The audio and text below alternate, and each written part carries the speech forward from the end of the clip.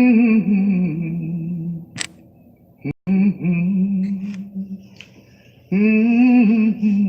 what's good, everybody? What's good, YouTube? Oh yeah,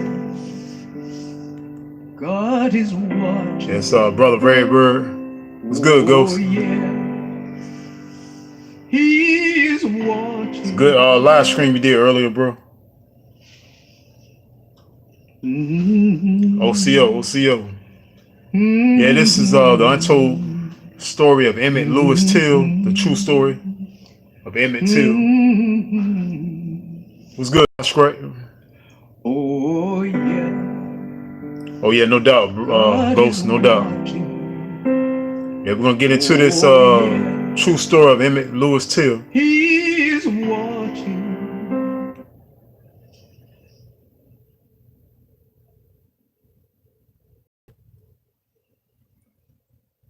What's going on, Mustafa?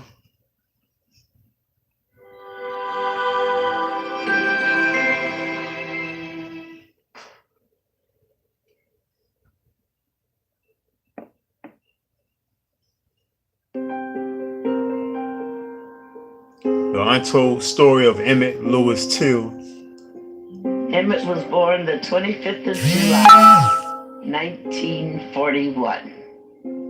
And it was a very difficult birth. He was a breech baby, and they had to get him turned around and so forth and so on. That's Mrs. Mamie Till-Mobley, the mother of Emmett Till. And pain. He was the happiest baby in the world. It looked like he said, free at last, I'm here, I'm free. And nothing fazed him. By that I mean, you didn't have to hold him and rock him and pet him. Oh, Mustafa, I didn't even know that, bro. That bottle, made sure he was dry. You could put him in his bed and he would lie there and kick and coo and for hours. As he grew up, it was more like we were sisters and brothers almost, because my mother raised him while I went to work. So it was like he was hers, and I knew I was hers, and we had fun together. We laughed together. We never did much fighting until he and I moved alone, and it would become necessary to discipline him ever so often. I don't know if prankster will be the was right good term question. or not, but I'll just give you an example of his fun, loving ways. Once we were in Chicago with him, and we were walking down 63rd Street in St. Lawrence, and he yelled out, "Here are my two big cousins from the suburbs. Nobody can beat them up." So we grabbed them up and shut him up right quick. So that was fun to him, but it wasn't. Yo, what's going on, Tron? Yeah, peace to you too, bro. Halito. It was mischievous. He liked to play, and Mustafa says my auntie went to his funeral. Everything was My people came from Mississippi and Virginia to Chicago back in the 50s. Which was a normal. Oh, wow. You didn't do things like that, but to him, that was funny. And he was a very nice, intelligent young man. I call him a young man because he was at that age, you know. He was very intelligent, he was sweet, and he was lovely. He was very good in art, and he was very good in science. I don't know, he seemed to unravel that science like nobody's business. He was very good in spelling, too. Oh, Miss Infinite Truth Seeker. Yeah, peace. The life for African Americans in the South during Jim Crow was as close to a repressive regime as you could imagine. Blacks could not eat at public restaurants, couldn't rent hotel rooms, literally had to ride in the back of buses or public transportation. We couldn't get a drink of water because how thirsty we were. Unless we found that colored water fountain, we couldn't get a drink of water out of the fountain. Our school term was from 4 to 6 months a year. And we had no busing. There were no buses that bused us to school. We had to walk to school 3, 4, 5 miles, whatever distance we lived from the school. African Americans were forced to live in certain communities. and they had to develop within that community. And there was not much difference between segregation in the South and apartheid in South Africa. Life for blacks was one of seclusion and being in every way, shape, and form treated as less than human, less than equal. Blacks in those days it was against the law to say yes and no to white folks. And if didn't, then you could be beaten and even killed for saying yeah and not calling him by his name. African Americans had no protection from the law because in most cases they could not vote. And if you cannot vote for the sheriff or the police officers or the mayor, then they do not have to loan any type of assistance to you. And therefore, the African American lived in this constant fear of something happening to them and they're not being able to react. My brother was beaten almost to death in Jackson because they went to Walgreens and sat down to have a Sunday or whatever he ordered. They beat him almost unmercifully right in Jackson. I guess I can't really describe how impoverished it was. No matter how wealthy you were as black, there weren't many wealthy people anyway, but those who had little money, they were no different. You're just another nigger. Another nigga. So Emmett travels to Money, Mississippi for summer vacation. My grandfather came to Chicago in 1955 to a funeral, and my mother and them allowed me to go back with him for vacation. And so Emmett found out he wanted to go. There were some questions of whether he should go or not, but they finally let him go. Oh, that day will live in infamy. As far as I'm concerned, I got up that morning, and for some reason we couldn't get out of that house. Oh yeah, Quest said, shaking my head against the law to not say sir and ma'am. We could What the hear hell? the pistol blowing. I know, right, man? It's crazy. We got to the steps. He tore up the steps. I said, wait a minute. I said, you didn't kiss me goodbye. Where are you going? How do I know I'll ever see you again? And he said, oh, Mama, he really scolded me. And I wondered why I said a dumb thing like that. But he turned around, came back, he gave me the kiss, and then he gave me his watch. He said, here, take this watch. I won't need it where I'm going. And I said, okay, I'll wear it. And I put it on. And I said, what about your ring? Because I'd given him his daddy's ring. First time. He said, well, I'm going to show this off to the fellows. They always kind of prep you for going to Mississippi, made you very aware of what could happen and what the South was like. And so I was very much aware of what could happen while we were in Mississippi. And I don't know if Emmett was told or not. Yeah, fair use, fair use. I just think this is a good story for That summer, Coppertone people to know. Emmett and we arrived. The story of Emmett Till. The beginning of the cotton harvest time. During the day, we would pick cotton all day. I wasn't old enough really to pick cotton. Emmett wasn't either. So we just played around in the field most of the time. We picked cotton all day. After the weighing up, well, after we finished picking the cotton, we had our supper.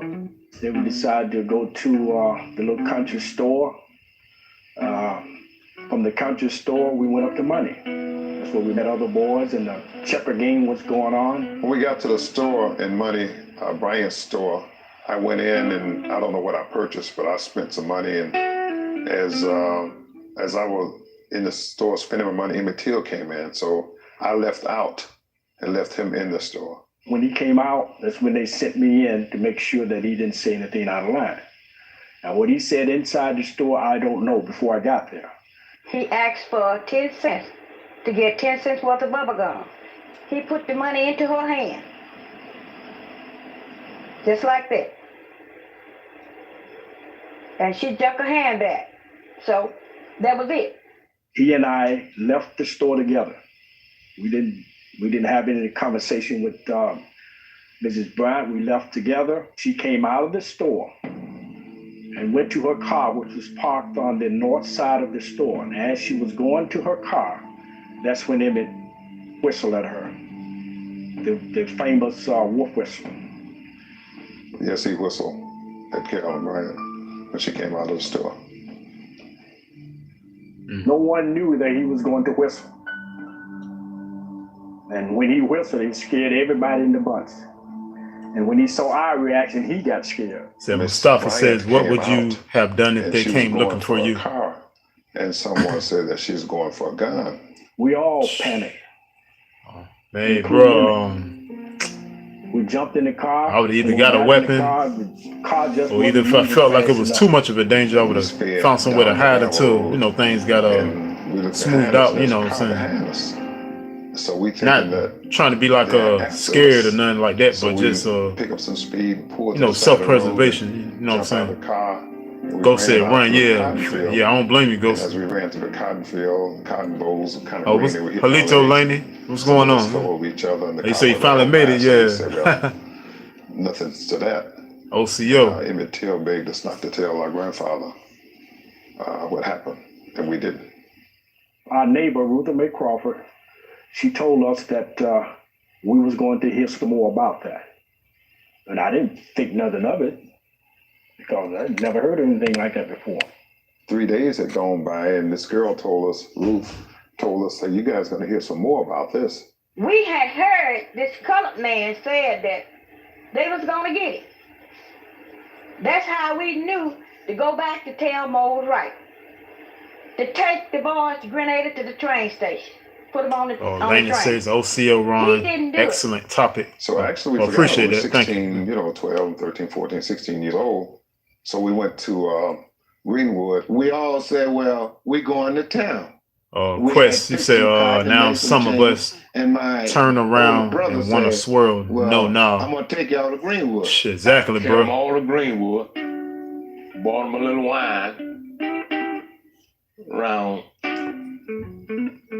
You know, hey, Quest, you know what's crazy, bro? One time I was trying to holler at Caucasian female some years ago. That was a minute ago, though. Outside talking. But she got her boss to come outside of the store. Talking about the boy from Chicago. You know, to get me to leave. They said there's a fat boy. You know, like I was stalking her or something. They won't even like that, you know.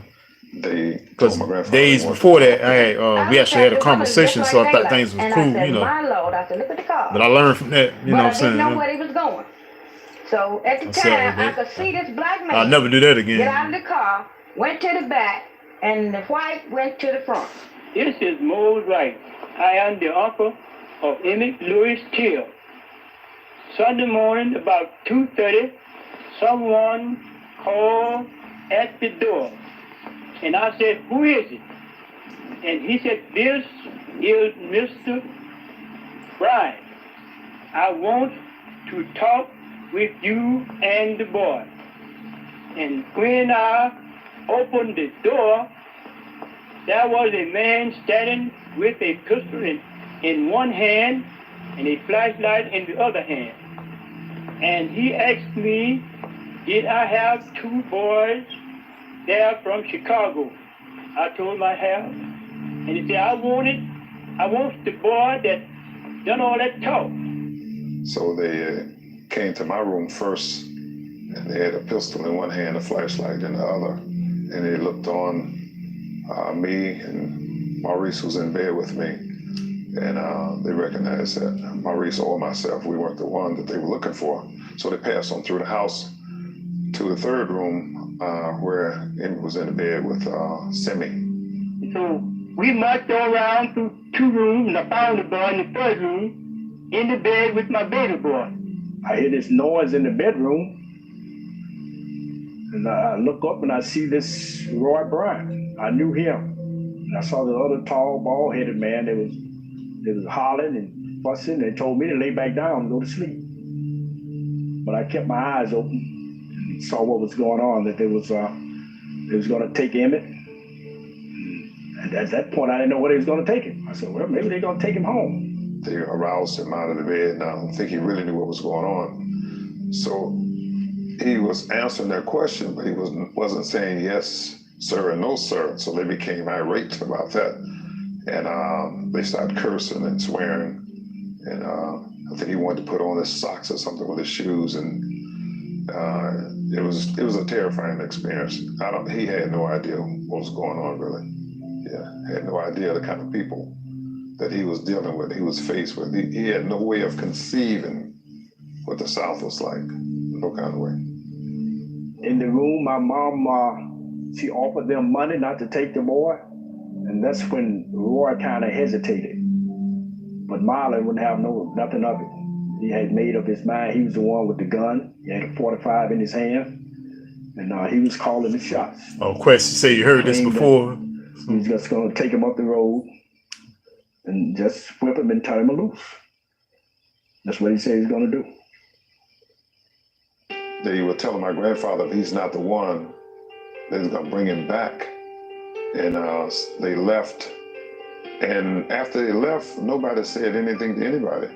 And they marched him to the car, and they asked someone there, "Was this is the right boy?" And the answer was, "Here." And they drove toward money. After they left, Mama was very upset. And Daddy was walking around, all he could say is, he was saying, That's all he could say. I do know that you don't whistle at a white woman in Mississippi. And I was praying that they didn't kill him. I wasn't going to kill him. Just maybe torture him a little bit and bring a kid back to his grandfather. But I'm laying there in the bed, waiting for them to bring him back. Every car that I would hear coming down the road, I thought it was them bringing him back.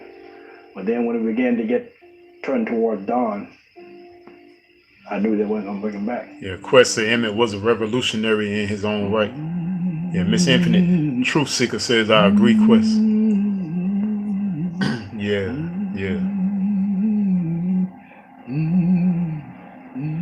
I know one thing he was saying, the saddest day I ever seen in my life. Oh, Lord, that was sad. I felt for Bobo, Mama. I really did. Everybody down that road cried.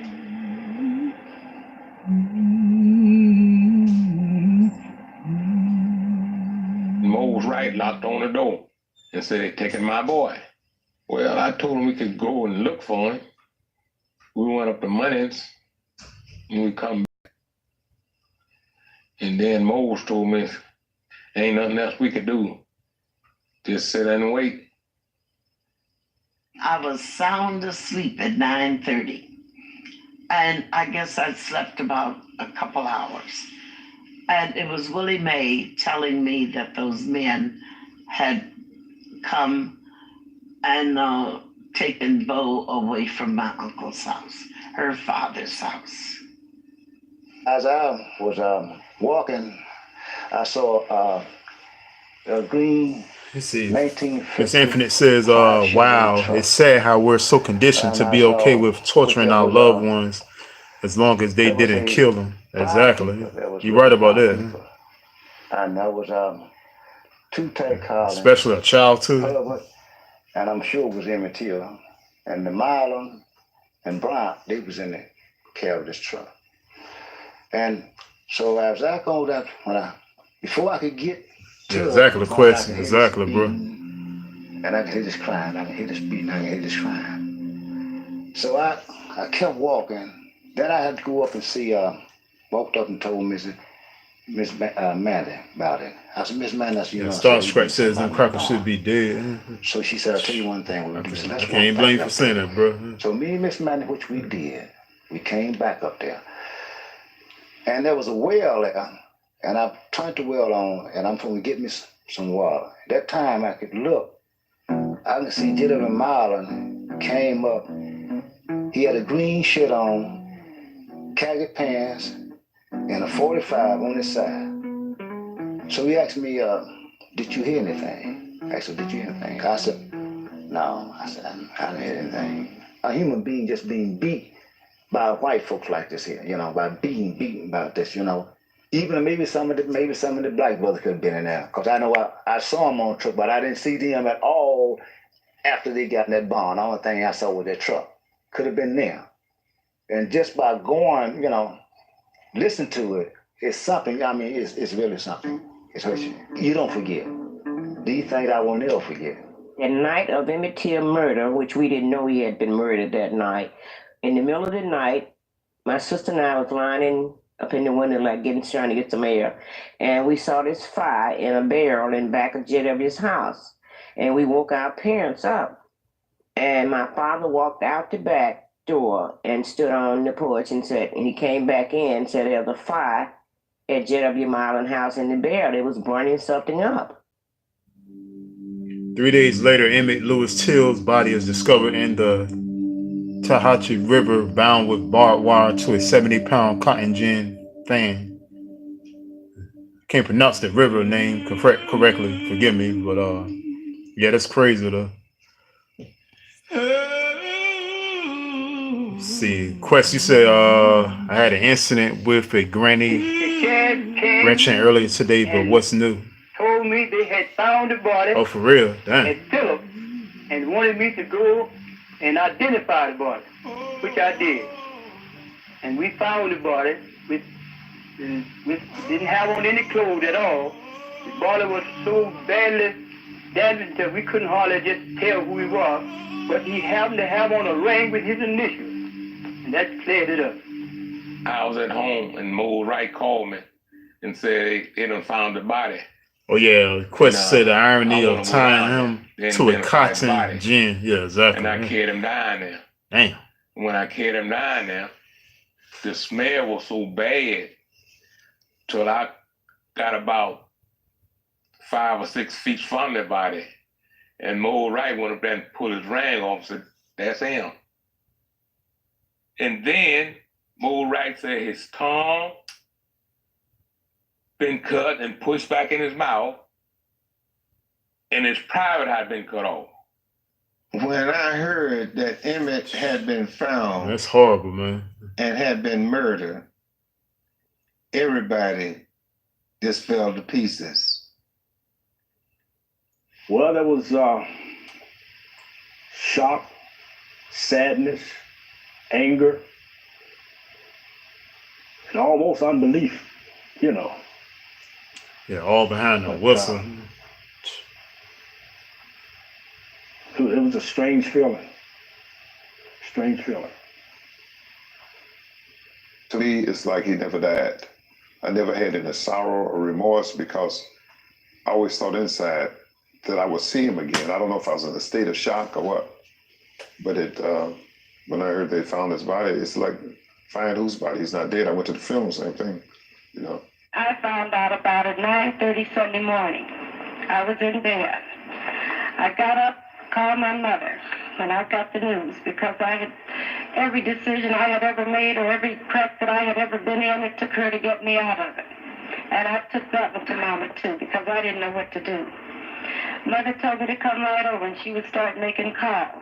And I got over there as quickly as I could make it. And that wasn't very long. By now, everybody is they're screaming, they're falling out. And I ran over to try to help my mother. And I felt such a vibration coming from her to me until I jumped back because it seemed that I was going to take her life away from her. It seemed that her life was draining into me and I could feel myself building up, getting strong enough to carry on. Sheriff Snyder Quest say now they blow a whistle. He knew that to totally control Negroes in sports for the state of Mississippi. Yeah, that's crazy, man. For people to see what had happened to Emmett Till. The irony of that. The only way you could stop people from seeing was to bury it. I mean, get it out of sight. I don't know what authority he had to bury my son, but he took that authority. We were told to meet at the church. We're going to have a funeral today. We're going to bury the body. We We all went to the church that day. The grave was dug. The body was there in a pine box. It had an awful stench to it. And we was getting ready to put the body in the ground when we got word to stop the burial. Mamie Till-Mobley rallies Chicago officials demanding the return of her son's body. Bigger than anything I'd ever seen before. But that was just the beginning. The size of the box was really the easy part. When I discovered that the box could not be opened, then I wondered, what on earth in the world is going on? You mean to tell me that I have spent all of this money to get a body that I can't even look at? How do I know what's in the box? Funeral director A.A. Rayner is prohibited from opening the box containing Emmett Till's remains. I said, Mr. Rayner, do you have a hammer? He said, what do you mean? He said, yes, I have a hammer. I said, I mean, if you can't open the box, I can. And I'm going. Oh, information man, what's going on? Right. Yeah, peace and love to you, bro. He said, Miss Bradley, if you're that determined, I want you to go home and relax. He said, I'll go in the box and I will call you when I take the body out of the box. And when I was satisfied with that. I had to see, though, what was in there. And when I got back to when he called me and I came back what's going on, to Victor? the funeral home, what's going about on? 3 blocks away, an older met me. Yeah, I remember you mentioned it earlier, too, about being a new subscriber. Yeah, appreciate it, bro. What on earth in the world is that? It was Emmett's body. That's how the smell was so he said, who is that voice? Until it covered a 2 or 3 block area. Mamie Till-Mobley sees her son for the first time. Yeah, that's Emmett Till's mom. My father was on one side of me, and Rayfield Moody was on the other side of me, and Jean was at my back. Yeah, peace to you too, information man. Turn me loose. I've got a job to do. And I don't have time to be fainting now. I saw his tongue had been choked out and it was lying down on his chin. I saw that this eye was out and it was lying about midway the cheek. Victor says, Victor Lyons TV says, pisses the F out of me that Mamie and Emmett are gone or dead, but Carolyn is still alive. Like someone had taken a meat chopper and chopped it. So Miss Infinite says, as a parent, this totally breaks my heart. I looked at his teeth. I feel you on that. Yeah. I took so much pride in his teeth. His teeth were the prettiest things I'd ever seen in my life, I thought. And I only saw 2. Yeah, that's crazy though, Victor. They've just been knocked out. And see, Mimi Dog, what's going on? OCO. His ears were like mine. They curled. They're not attached, and they curled up. The same way mine are. And I didn't see the ear. Where's the ear? And that's when I discovered a hole about here, and I could see daylight on the other side. I said, now, was it necessary to shoot it? If that's a bullet hole, was that necessary? And I also discovered that they had taken an axe and they had gone straight down. Yeah, Mimi, I know that's crazy. His head, and the face and the back of the head were separate. That's crazy. Huh?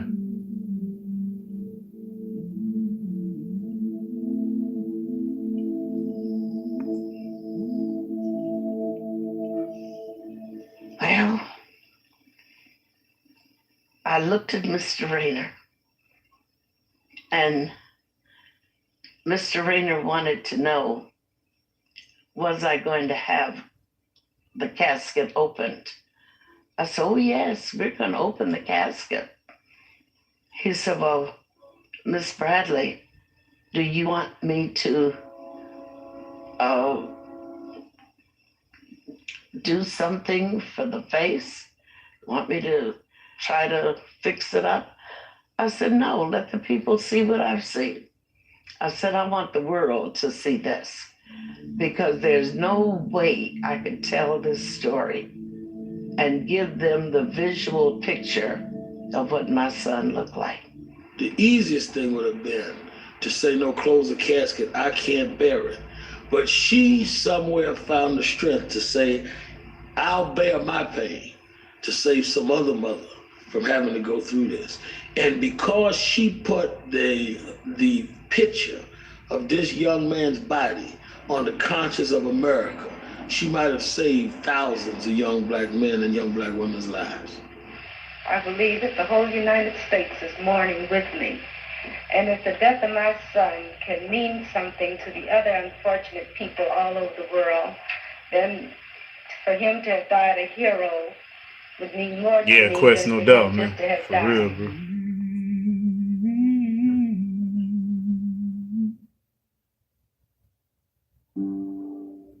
Trying to get into the church to have the funeral was nearly mission impossible. I had to address the crowd on the way in and assure them that they would be able to hear the funeral services, and when we had finished, we would leave and the church would be open for them to continue to view the body.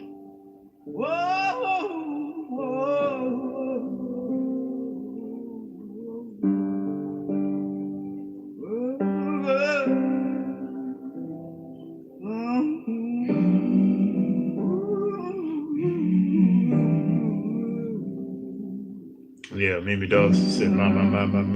Yeah, I know, right?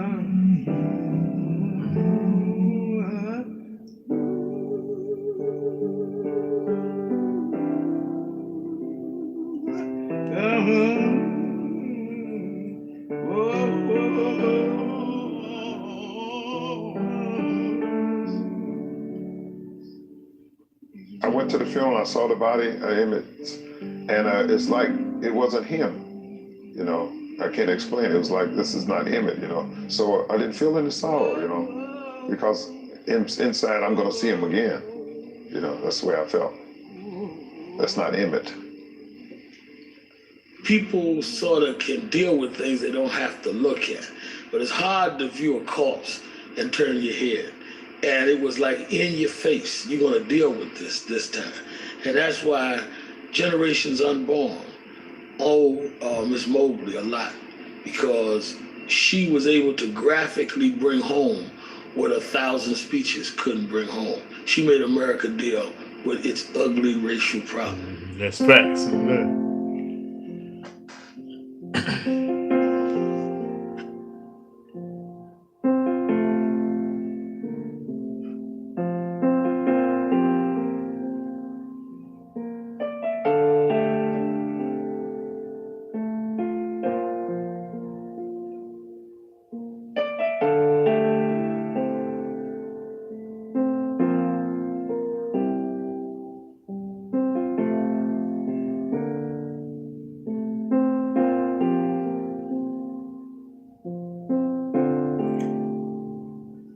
Tron, you said, good God Almighty, this is beyond horrible, just pure evil at its core. He said, Roy Bryan and J.W. Millam were arrested for the kidnapping and murder of Emmett We're doing Till. all we can do to investigate the Till murder. We have made a complete investigation. Trying, you right, bro. And plan to go as far as possible in the prosecution of the case. I may add that we have had the full cooperation of all peace and light to you too, Richards. citizens of LaFleur County. What's going on? It's my opinion that the guilt begins with Mrs. Bryant, and I want to see Mrs. Bryant punished, her husband, and any other persons that were in on this thing. And I feel like the pressure should start from the President of the United States and be channeled all the way down to the township of Money, Mississippi. And I'm certainly of the opinion that inasmuch as my son had to die, that I don't want his death to be a vain thing. If it can further the cause of freedom, Mimi Doll says, half a century later, I feel like I'm there, that mama, some kind of strong lady. Oh yeah, no doubt, no doubt. Yeah. We, the undersigned women and mothers and members of District 1, UPWACIO, call upon you, President of the United States, and your Congress to enact federal anti-lynch and anti-poll-tax legislation immediately. Tomahawk, lynching of Emmett Till, one of the most barbaric atrocities committed against a child in the history of mankind, demands prompt federal intervention for the prosecution of all persons responsible for this heinous crime. We strongly urge you, Mr. President, to call a special session of Congress in order to recommend immediate passage of federal anti-lynch and anti-poll tax laws. Yeah, Mimi Doll says, Chief Tomahawk. Only in this way can we be assured that other Negro Americans will not meet a similar death. Responsibility for federal safeguards against lynching rests with the President and his Congress. The lynching of Emmett Till demands immediate recognition of that responsibility. The headlines began to appear that Emmett Till's mother would attend the trial. And when that message made headlines, people began to send me mail by the bushel. Dirty pictures, pictures of male organs on the newspaper that they were sending me. And sometimes it was very difficult to read the article. And then they would write different stuff on top of the press, such as bombing my house and Mayor Daley's house if I attended that trial. If the lady ain't suffered enough, you know what I'm saying? My son got just what he deserved. And there was another nigger gone. This is Mrs. Alma Spearman, the grandmother of Emmett Till. Have you had any letters, telephone calls, things like that? A number of letters and many telephone calls. What do they say? Well, they threaten us with their words of like niggers and savage or uncivilized people, or people that want to be ornery and want to press our charge, whether it be right or wrong. We've even been threatened that our house would be bombed. I think this is one of the worst and the brutalest incident ever happened in Mississippi since I've been here. And the colored people is awful depressed over it. It was because it was a boy that they went there.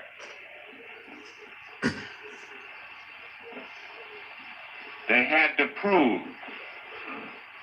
that they were superior. They had to prove it by taking away a 14-year-old boy.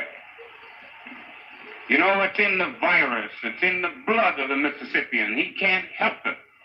Oh, Seek of Truth. OCO, what's going on? NAACP or any colored organization anywhere to know that we are here giving all parties a free trial and intend to give a fair and impartial trial.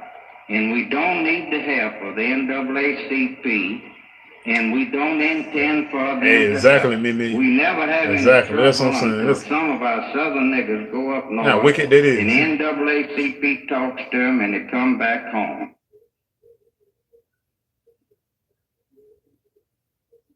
There were little jars for people to drop money in stores, in the drugstore, and the dry cleaners, and commercial places in the town of Sumner for the defense of the two men accused of the murder.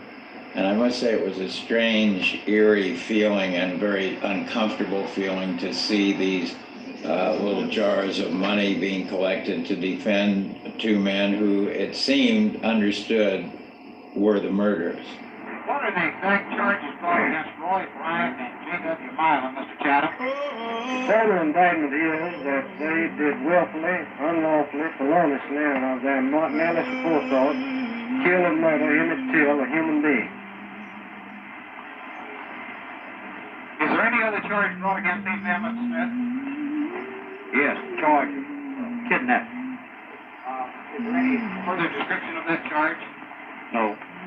What possible penalty under the law is there in this kidnapping case? Yeah, Mimi says we always get a trial, but never any justice. Right went to trial. Yeah, you're right too. So when we got there, he went in, and I got about 10 feet from the door. So I see I couldn't get in, and I walked over to where Milam and Brant was. And Brant said, "John, I didn't do it. Milam done it." I said, "Well, somebody done it." He said, "Milam done it, John. I didn't do it." The atmosphere in the courtroom at that time, there was Tron says, makes me wonder what type of mind frame our people was in, or spiritual blockage they had to allow this diabolical evil to happen to him, and nobody did anything. The day that Mamie showed up. Yeah, you're right, Tron. Everybody, the reporters was running and hollering that Mamie. The seeker of the truth says that woman finally acknowledged after 50-something years later. That the attorneys might Crazy. ask me to answer. How do you think it Yeah, Secret, you said, how can she live with herself? I don't know. I know, right? Answering whatever questions that they ask me. Do you have any evidence bearing on this case? I do know that this is my son. I remember the first day of the trial. Every window was filled with a father and his son or sons. And as I would come up the steps, they would aim the guns Secret at said me. beautiful mom and child. And they would pull the triggers, and the little caps would pop, and they would say bang, bang, bang. And the fathers, they thought this was the cutest thing. And the little guys were just firing away. Well, you know, the hair on my neck and down my back was just standing straight. It was a frightening experience. The reporters who were there were Tom says, what's the name of every one of them dudes' last name? Astonished at I have some work to do. Finding this situation in which it seemed that everybody, the people in the town, knew that these men had murdered this Negro boy. That, of course, was the term at the time. Negro, the term at the time. They did not want the murderers to be punished. I mean, that was the sort of the Spanish word attitude. There was great hostility to the reporters who were, as the local people put it, making a big thing of this. The highlight of the trial so far Tomahawk, testimony of Uncle Mose Wright. who you mean with the names? You know, which people you talking about? Two defendants, What the last Roy names? Bryant and J.W. Milam, and says that they were the two men who came to his house on August the 28th and took the boy away. Old Mose said he never saw the boy alive again. It may have been one of the most moving moments of the trial when Moses Wright stood as straight as an arrow and spoke clearly and firmly his testimony that indeed these were the men who had taken the boy from his house. He stood up, he pointed his fingers at him, said, "That's him," which pointing at Maya. And that was, oh my. Yeah, oh, the Langston, that was quite a moment then. Because he had the Yeah, they just said, I just said it a while ago, but I'm we later found out that blacks didn't do that. I'll send you their whole names. You know what I'm saying? I'll send them to you. He was not going to lie. He was not going to Seeker back says down. freaking cowards. Yeah, exactly. And you had to really admire the courage of somebody who, despite being brought up in that culture and a culture really of slavery, would defy the mores by Seeker of the truth says diabolical devils. Yep. You got to remember now, back in those days, it was suicide almost for a black man, a black person, to go in a courtroom talking about testifying against a white man, because the whole court was white. Ruby Hurley, Amzie Moore, and Medgar Evers at the trial. They came to the trial. Mimi Doll says, "How can blacks swerve?" Sometimes, yeah, you're right. Amzie Moore and Medgar were out looking for witnesses. Oh, salute, goes big up. Escorting Moses Wright from the courtroom safely because his life was being threatened every minute. Medgar was the one who actually was on the scene and went to money and went to places trying to get information around. Now Ruby Hurley, and this is not going to think nice from Rudy, because Rudy, like most of the big shot NAACP folk, they sat back in their outer offices in Atlanta. I appreciate it, Ghost. Yeah, hit that like button. Yeah, definitely. But Amzie Moore joined Medgar and went. Yeah, this is a documentary all our people need to see, man. You know what I'm saying? The chance of being killed themselves. NAACP officials and members of the black press led a secret investigation that brought eyewitnesses forward to testify. The defense attorneys have told us that the new state witnesses, and they have also questioned, will talk about hearing drums from a shed. Is that correct? Yes, they will. Will that definitely establish the time and the place of the actual crime?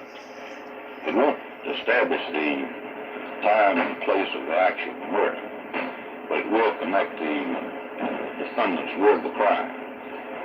Did any of these witnesses see the defendants at the scene of the shed? Yes, one of them. When he called me to take the stand, and I took the stand, and then they asked me these questions, about about the one that did the murder, did the killing. Do you see do you see him in court? I said, yeah. Was he in here? I said, yeah. He said, would you go there and point him out? Smile him.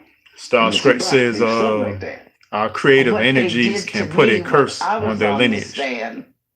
Was just unconscionable. They tried to make me confess that definitely I powerful people, man. For real, with others to get double indemnity on Emmett's 5-cent and 10-cent policies. Carolyn Bryant testifies that Emmett Till made lewd advances towards her. Yeah, right. When Carolyn Bryant made her testimony, I was not in the courtroom. They had me in another room. They didn't want me influenced by the witness. Mustafa says Europeans are violent because they eat meat. But when I heard the story, I knew for two reasons that was a lie. Number one, Emmett's speech impediment under stress would not allow him to get these things out. And number two, the respect that I had put into him for womankind and for mankind, he just wouldn't come off that way. When I saw the antics that were going on in the courtroom, I could tell that everything was against us. And when the jury retired to render their verdict, I noticed that the Black people who were lining the walls and the backs of the room, they were quietly leaving the courtroom. And I knew then that they knew we were not going to get a guilty verdict. And I said to my party, Questions, heck no, it's they don't. time So for us to go. Congressman Diggs said to me, and miss the verdict? I said, this is one you don't want to hear. The verdict is not guilty. To satisfy me, they agreed to leave. And I guess about 45 minutes away from the courtroom, the verdict came in not guilty. That's crazy. That's ridiculous, man. Yeah, Tomahawk says the same mofo smirks I still see to this day. Dang, boy. How do you folks feel now that it's all over? Roy, how about you? Yeah, Mustafa says keep it a billion. Yeah, no doubt. JW? I am good. Mrs. Bryant, how about you, Mrs. Milo? Yeah, Mamie said, wow. I know, right? Well, I was hoping, boy. How the hell can you get away with that? Well, the whole trial was just This son D, what's going on, fam? The verdict was the one that I had expected to be given. Do you feel that all the witnesses were brought into the case? This is just like the Trayvon Martin case.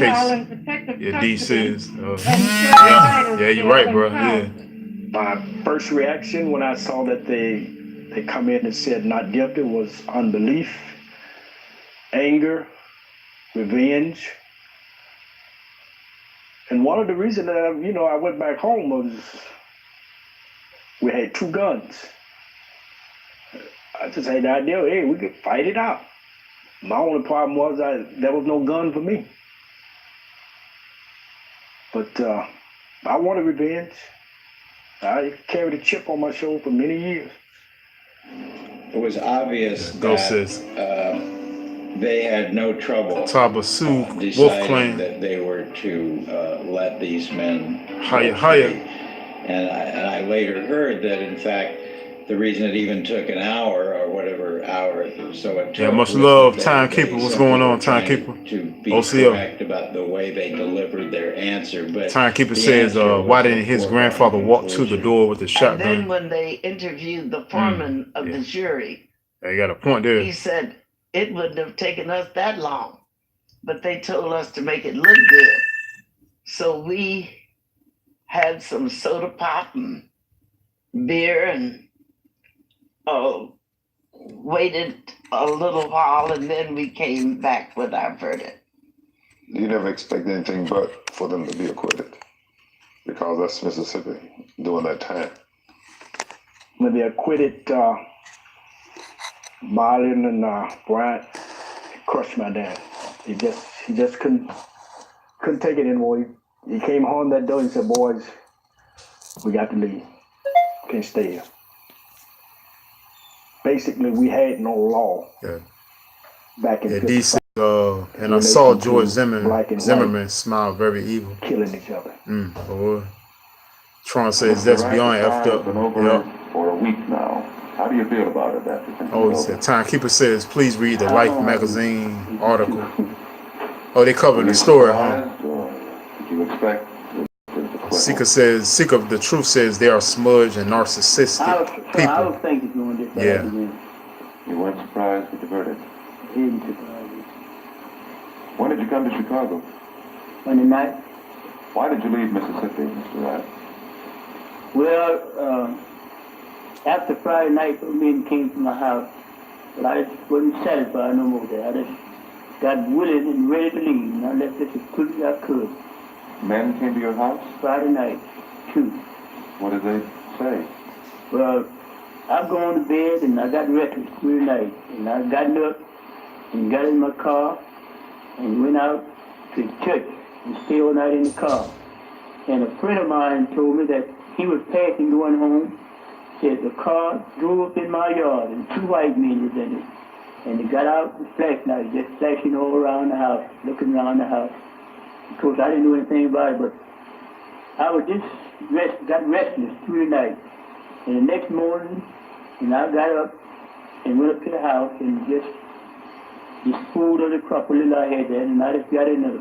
I'm ready to leave right now. Now this go back to the kidnap trial. Yeah, Timekeeper says the killers admit their guilt in the magazine article and cannot be prosecuted because of double jeopardy.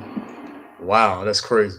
The grand jury of Greenwood, Mississippi convenes to hear evidence related to the kidnapping charges against J.W. Millam and Roy Bryant. There are 2 kidnapping statutes in Mississippi. One carries a 10-year maximum in the state penitentiary. The other, Sultan Mustafa says, Caroline's still alive, shaking my head. We commonly refer to it, carries a maximum of death sentence. And the grand jury will be advised of the existence and of the terms of both statutes, and it will be their province to determine which, if either, of the statutes they choose to indict. That me and Mr. Moore, right, we went there, we didn't see them at the kidnapping trial. We saw them at the regular trial, but not at the kidnapping trial. They wasn't even there. Crazy. And that point, how long that last? No more than 15, 20 minutes. What? We was out there. The LaFleur County, Mississippi grand jury at Greenwood adjourned just a short while ago and did not return an indictment in the Emmett Till kidnapping case. That's the only comment I'm authorized to make this time. You got them on kidnapping. You're looking at them. How can you say not guilty? Exactly. I'm Sidney Carlton of Sumner, Mississippi, one of the lawyers for J.W. Millam and Roy Bryant. Represented them in the murder trial recently in Sumner, Mississippi. Yeah, Tomahawk, those the 2 names there. I've received information that the grand jury of LaFleur County returned a no true bill against them with the charge of kidnapping of Emmett Till in LaFleur County. Tomahawk says, I want to see the 7 generations curse now. As a result, that's crazy, man. Of the interference in Mississippi affairs by outside entities. And the result of the NAACP Richards says, Ron Redbird, happy that you shedding light on this tragedy that shouldn't have never happened to the young Aboriginal going, but not forgotten. Yeah, definitely, man, definitely. Yeah, it's a story that I think everybody need to know, man. Especially our people, Chicago, Detroit, San Francisco, anywhere else would have convicted these 2 men on this scanty evidence which was produced. On January 24th, 56, Look magazine published the confession of J.W. Millam and Roy Bryant. They agreed to tell their story to a reporter for $4,000. That Millam and Bryant had help when they murdered Emmett Till. Number 1, recruited a black boy. The seeker of the truth says absolutely Collins. Tomahawk they need to pay. Collins, Leroy Too Tight Collins. He was seen on the truck restraining Emmett. That was the purpose of his being there.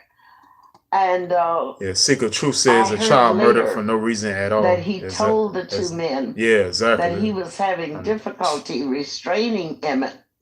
And they stopped and picked up another guy. At the time of Emmett Till's death, I was 13 years old.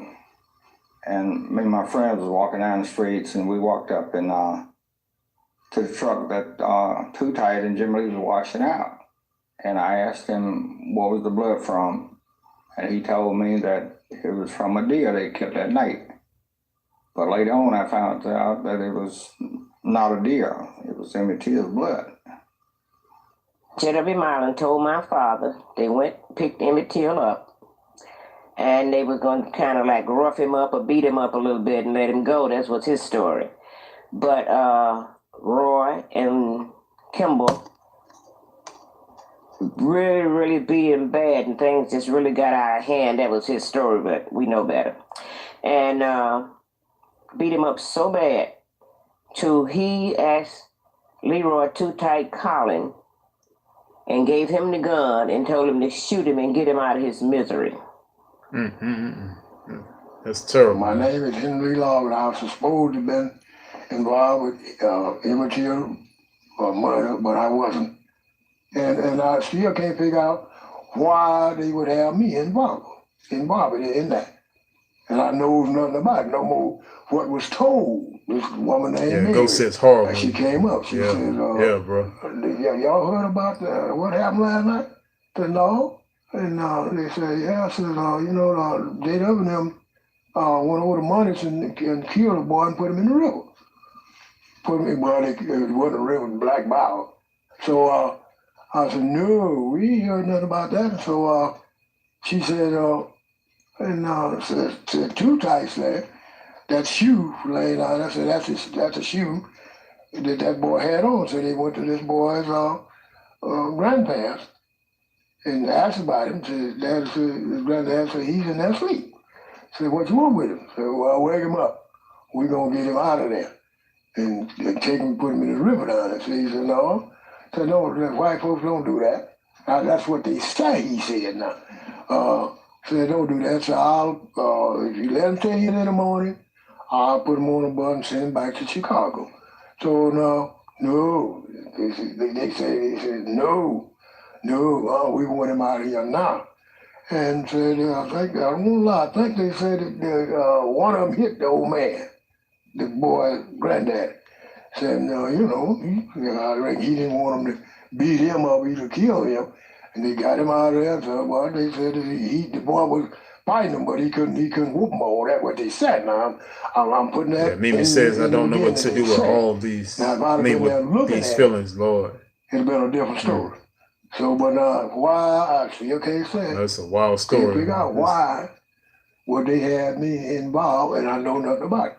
I believe that if people are still alive, and there's evidence to connect them in Tom Alt says, Ghost, y'all knocking videos out today. Love it. To the killing, to knowledge of the killing, or the conspiracy of the killing. Yeah, thanks. They should be prosecuted right now. I don't care how old they are. I don't care how it's like a live stream marathon that they were part of it. They ought to be dealt with. There is no statute of limitation to murder. And people to say, well, it's years later, it doesn't matter. I think anyone that does this, if it's on their dying bed, they ought to die a convict and die condemned for participating in any way for what happened to Emmett Till. On January 6, 2003, Mamie Till-Mobley passes away without saying justice for the murder of her son. In April, meetings between Keith and Emmett Till justice campaign.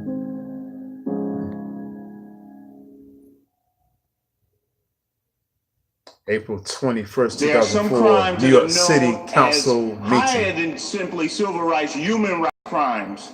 And the whole human community needs to look in and ensure that justice is done. The clock does not stop on this question of justice. This is an injustice that continues as long as the murderers are at large and subject to being punished, but not being pursued. If y'all can stop talking for 1 second. Be quiet. Because I think that this family should get much more respect than what we gave them. This is history right before us, and I think Letitia James, the council member, did an excellent job to bring it before us. This is one time we need to give somebody a standing ovation. This family has been through a lot, and we should accord them that respect.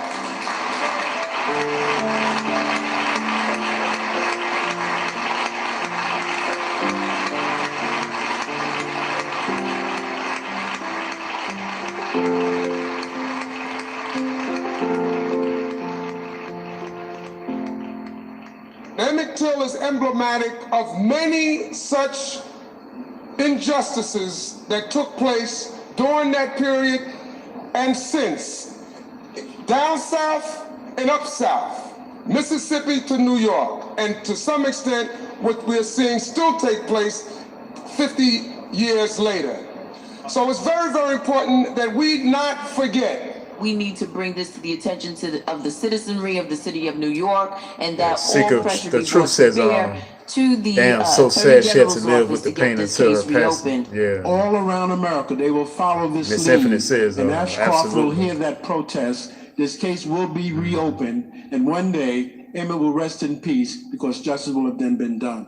Justice will have been served. Thank you.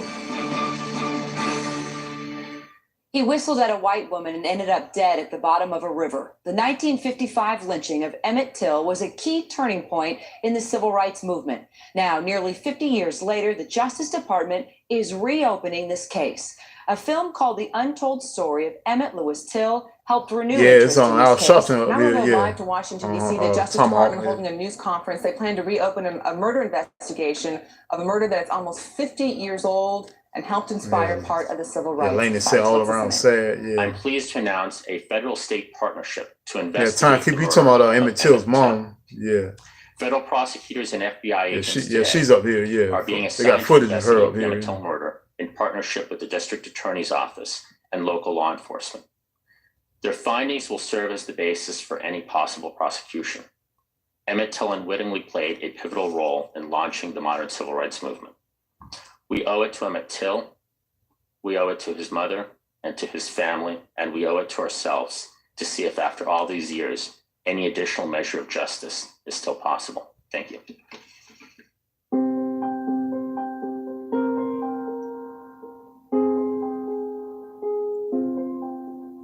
Emmett was the catalyst that started the civil rights movement. Because when people saw what had happened to this little 14-year-old boy, they knew then that not only were black men in danger, but black children as well. And it took something to stir people up and let them know that we're either going to stand Miss together Infinite or True we're Secret gonna says, fall thank you so together. much, Ron I do Redbird, for know this informative that video. without the Never knew all shedding this of happened to blood, Emmett Till. there's no Oh yeah, you're real welcome, redemption. real welcome. And I do know that the Lord appeared to me Yeah, I was in a vision. And he told me that Emmett was not mine, that he belonged to him. Yeah, and that God had chosen him for this particular mission. Oh man. Yeah, Miss Infinite, when I stumbled across the you know what I'm saying, the DVD, I was like, man, I gotta get this. You know, I knew about it, but I never knew the whole full story till I actually brought the DVD. I was in the record, DVD store, and went on and copped it, you know what I'm saying? Mulaney says, but that information was not new. That was in the documentary. They always knew that it wasn't true in a woman's voice that several years ago. Oh yeah, you're right too. You got a point there. Quest says, I second that.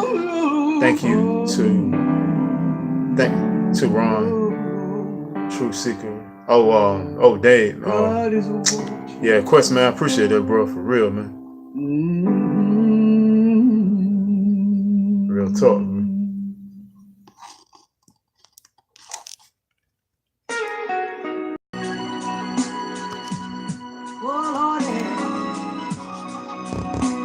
If I had the chance to be born again. Tron says, absolutely, Ron, great video for sure. Oh, I appreciate that, bro. Yeah, I just felt like I had to get this information out on this, you know what I'm saying? Because it's something that we need to know about. Yes, it is. Ray 1 says, thanks, people, truth, outlast. Yeah, much love to you, Lil Ray.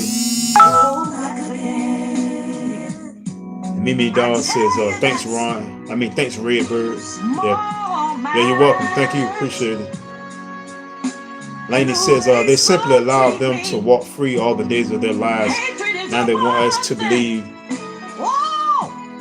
that somebody cares. Hey, got a good old point there. Huh? Yeah, Laney, you got a real good point there. That's crazy.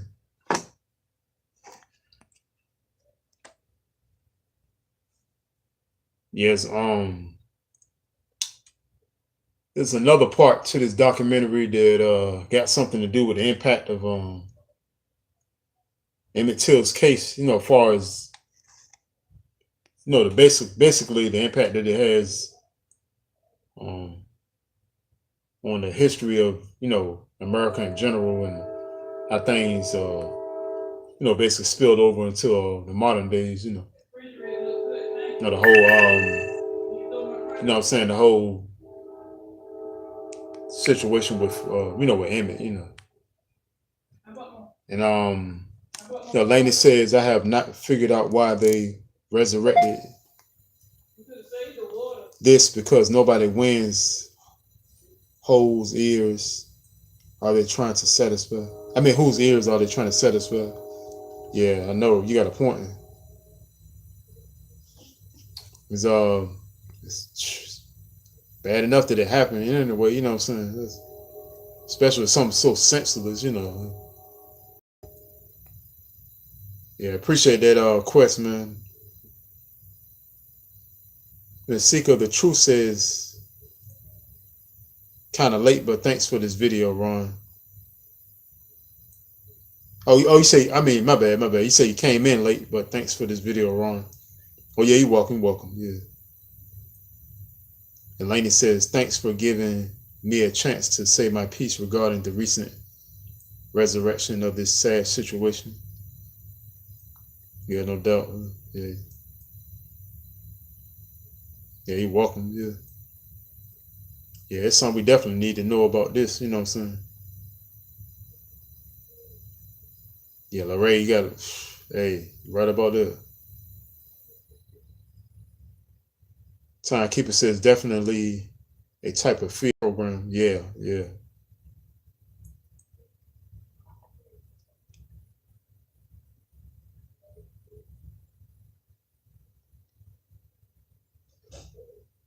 Yeah, see, I didn't even know this had something to do with the beginning of, you know what I'm saying, civil rights movement.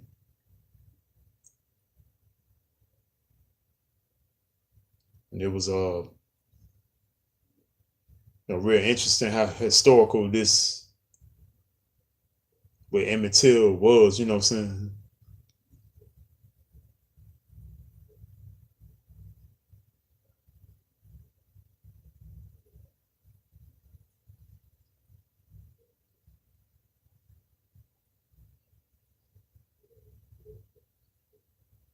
Yeah, I'm gonna definitely try to come with some try to see if I can find some more documentaries, you know what I'm saying, showing original, you know, history of the originals, you know, different people that I can find out, you know, and you know, stuff that I find out or documentaries I find out, I'm gonna, you know what I'm saying, do some more live screens about them and, you know, let y'all see them so we can get this information, but also get the truth, you know. Because, you know what I'm saying, it's one thing to know about something that happened and then just to hear a little small part of it, but to really know the core of why a particular thing happened, you know what I'm saying, it's like, that's real good to know, you know what I'm saying, you know, of course it's, oh, he said typo, yeah, Seeker of the Truth. Oh, yeah. Oh, you good, huh? Yeah, I appreciate you for watching too, you know. But yeah, we, you know what I'm saying, finding out the real truth is real good, you know, in these situations like this, so we can know what we're dealing with out here, you know what I'm saying.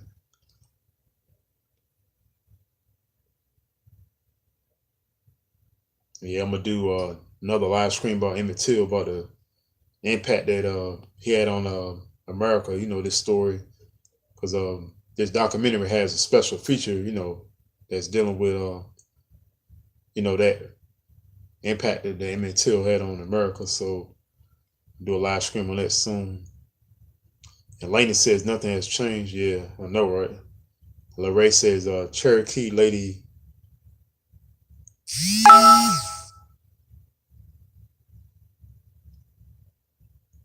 Well, Larray said, what he said, Cherokee lady don't know much about her history. I need help.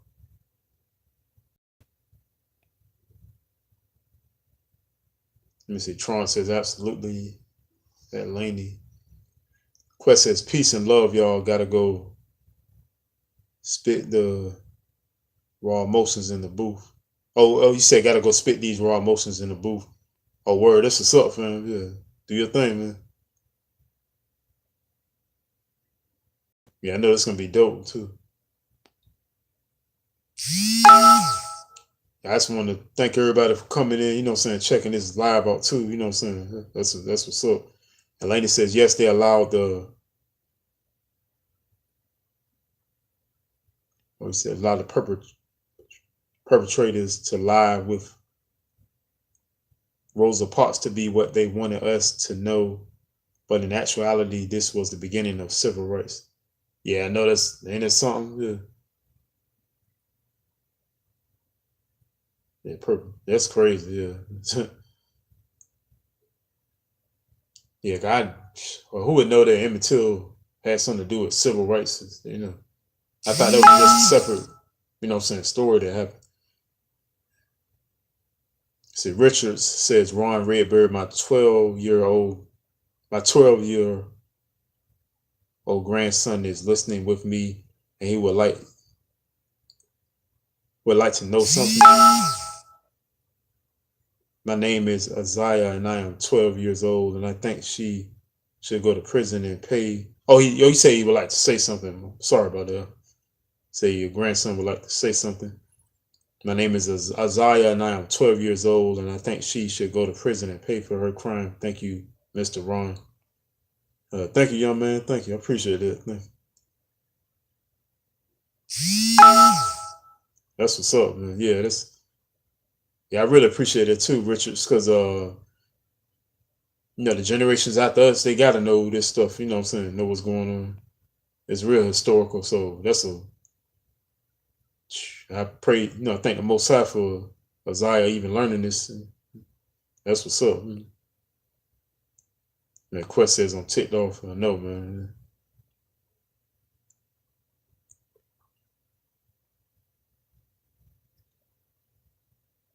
Yeah, Isaiah, you seem like an intelligent, young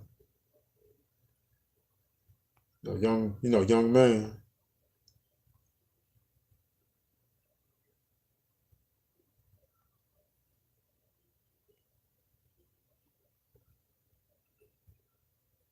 Yeah, I definitely hope more of the youth like Isaiah and some older people too, you know, 13, 14, 15, 18, 20 can you know, hopefully pay attention to things like this and learn history, you know. Yeah, Lorraine says going right back to the history. Yeah. But Lene, no, Lonnie says reminds me of Henrietta Lacks. People only found out about her when Oprah did a movie. Her family has seen no justice also, and several of them are alive. That's crazy. Yeah, those people we got to know about, because all we ever know about is, you know, Malcolm X, Martin Luther King, Rosa Parks, you know. You know what I'm saying? It's way more people that, you know, did a lot for copper colored people in history, you know.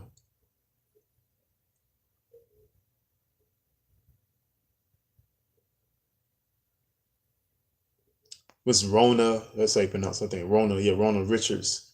Thank you, Mr. Ron Redbird. Oh, thank you. Yo, you're welcome. Thank you. And Quest says, peace to the Prince Isaiah. We love you, young king. Yeah, facts. Yeah. Yeah, they gotta be a new name now, Prince Isaiah. Yeah, Prince Isaiah. I like that. Yeah, they got I gotta start calling them that now, Prince Isaiah. Got a good ring to it too.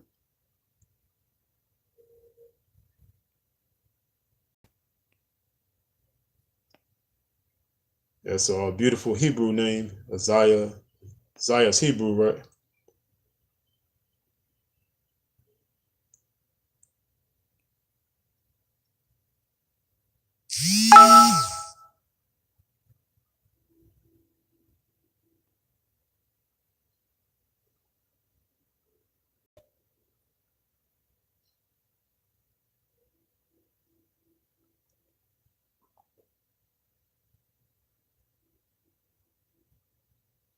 Oh yeah, another thing too. Shout out to Carolina Panthers. You know, I got to throw that out there.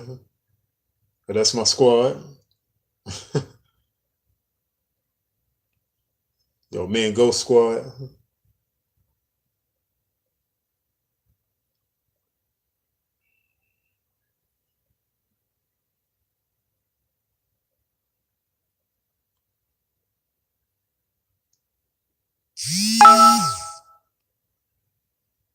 Yeah, Tron says, Ron, have you heard anything about another one of our young men who they gave the electric chair to? This medicine man put some on his live stream, not live stream, I mean, not live stream. I mean his videos about I think it was one of medicine man's wake up videos, one of his videos in his video series, because medicine man got a long catalog of videos. He got a new one out now too, Wake Up Part 9. But on one of his videos, I remember him putting some footage up about a young brother that got, wrongly convicted of a crime, and they gave him the electric chair, and he was just a child. And this was actually a true story. I just only thing about it, just can't remember his name, but is that what you're referring to? Because I did hear about that. And the reason I found out was because Medicine Man actually literally put the movie on the video that he done, because they did a reenactment, did a movie of it, a reenactment. Yeah, Troy said it happened a long time ago. And Laney says, my point exactly, Emmett Till jump-started civil rights movement, but for whatever reason, they did not want us to know it or to look at it like that. Oh, Tron said, yeah, that's it. Okay, word. Yeah.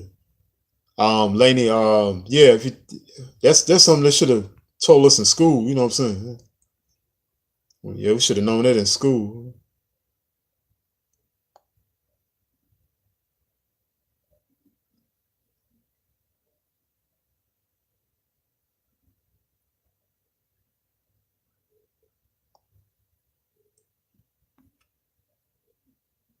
Ronald Richard says, Quest, thank you. I will go by that name now.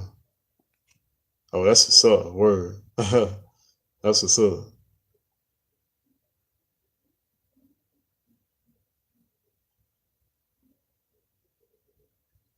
Yeah, they got a good ring to it.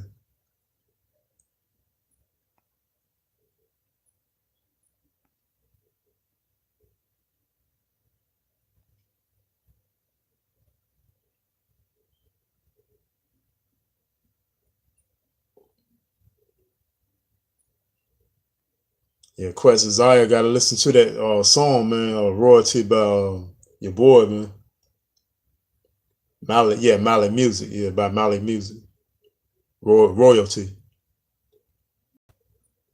Tron says they have absolutely no regard for the old nor the young. Yep. You're right, man. Laney says Henrietta Lacks is the reason for the polio vaccine. People walking around with her cells in them right now today. Wow, that's crazy. But I tell you, we got carbon in our body, yeah, the so-called African American is, extremely powerful, physically and spiritually. Oh yeah, Rona Richards says from Isaiah. Word, that's what's up. That's what's up. Quest says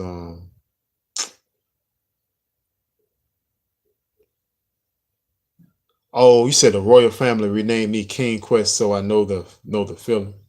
Oh man, wow. Well, I don't even think I knew that, Quest. Oh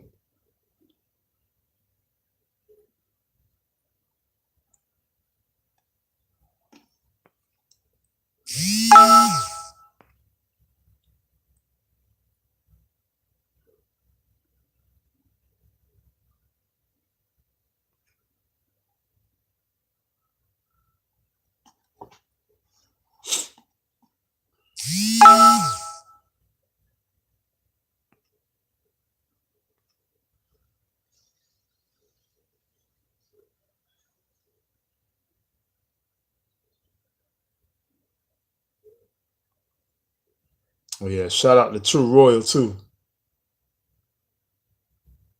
and the whole royal family.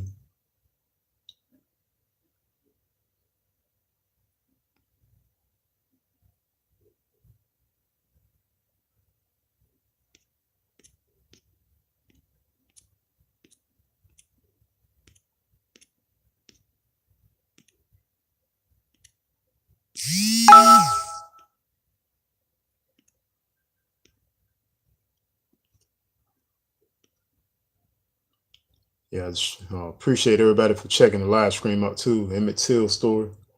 And shout out to my dude Ghost. Shout out to Star Sprite. Shout out to Sultan Mustafa. My dude Quest. Iron, aka COG, Guevara, Garvey.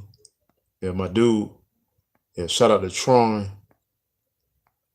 Shout out to Miss Infinite Truth Seeker. Illadale in the building.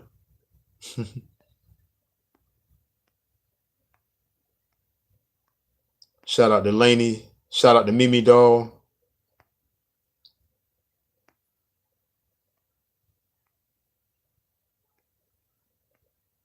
Yeah, shout out to Victor. Big up. And shout out to my dude, Information Man Show. Respect.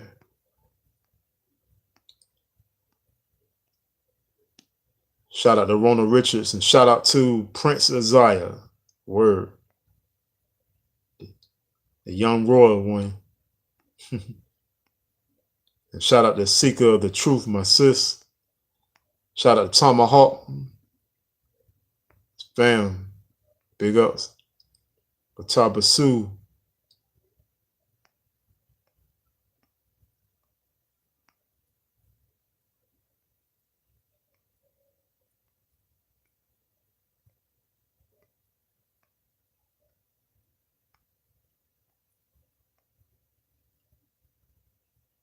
Yeah, big up to my dude, the Son D. Shout out to Timekeeper. Respect.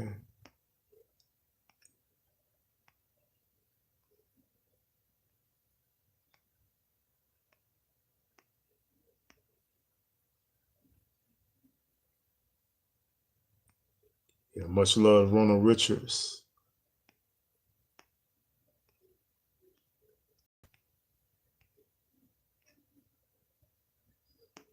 Yeah, shout out to Lorraine One.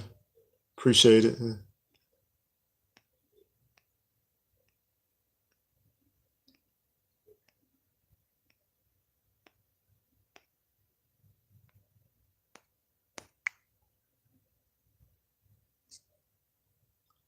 Tron says, peace and power to the family and great video, my brother Ron. Keep pushing. Yeah, thank you so much, brother. Thank you. Quest says, did you just say ill the Dale? I like that. No, I was not said Illadale. That's a nickname for Philadelphia. I was saying that to Miss Infinite Truth Seeker. She from Philly. Cause your boys said it a lot. Black Thought from the rapper Black Thought from the Roots. Yeah, he used to always say Illadale a lot. Yeah, appreciate y'all checking this out. Yeah, everybody have a good night. Much love to everybody in the chat. Yeah, big up to all y'all, man. So Redbird 1.